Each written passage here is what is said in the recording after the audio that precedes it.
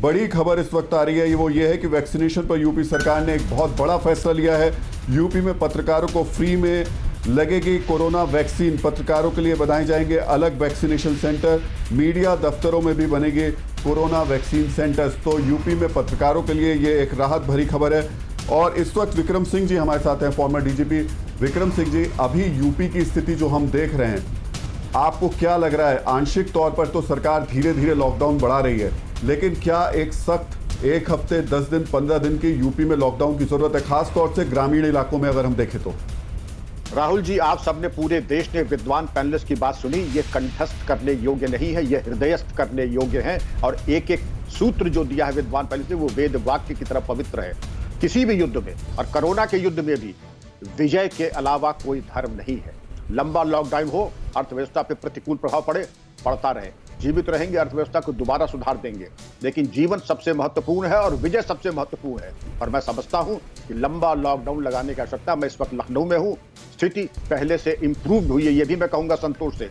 शासन प्रशासन पहले झटके के बाद सुधर गया, अपने पैर पे खड़ा हो गया है और उसने एक नया आयाम, नई दिशा दी है उसके कोरोना के युद्ध में। और मैं फिर कहूंगा, युद्ध का एक ही धर्म, विजय। और विजय प्राप्ति के लिए कुछ भी हमें करना पड़े, लॉकडाउन करना पड़े, कुछ भी करना पड़े, वो स्वीकार्य है।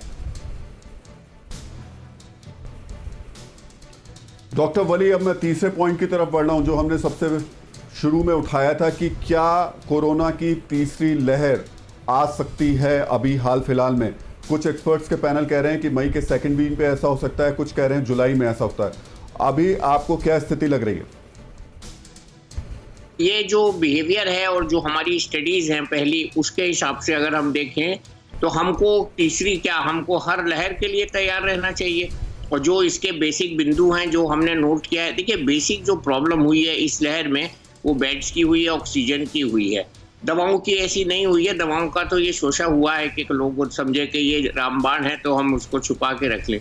अब हमने सीखा है कि ऑक्सीजन प्लांट्स, कल मुझे बड़ा अच्छा लगा जब एक प्लांट दिखाया गया हॉस्पिटल में, उस हॉस्पिटल के 15 बेड्स को कनेक्ट किया गया उससे। तो हमने ये पहले से ही क्यों नहीं हर घर में पानी रखा रिजर्व में, जैसे कि हम रखते हैं। तो अब हमने ये सीख लिया है और बेड्स हमारे बढ़ेंगे। देखिए जिस हिसाब से आबादी बढ़ी है उस हिसाब से, जैसे हम देखते हैं स्कूल नहीं बढ़े, इसी हिसाब से अस्पताल भी नहीं बढ़े।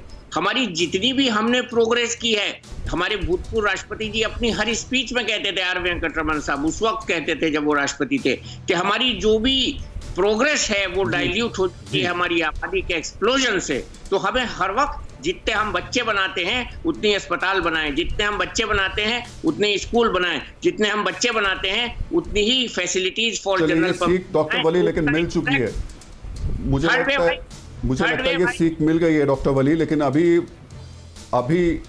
जी थर्ड वेव को लेकर के लेकिन अभी चिंता ज्यादा। अड़ी सोमवार से शुक्रवार शाम 6 बजे सिर्फ TV9 भारतवर्ष पर।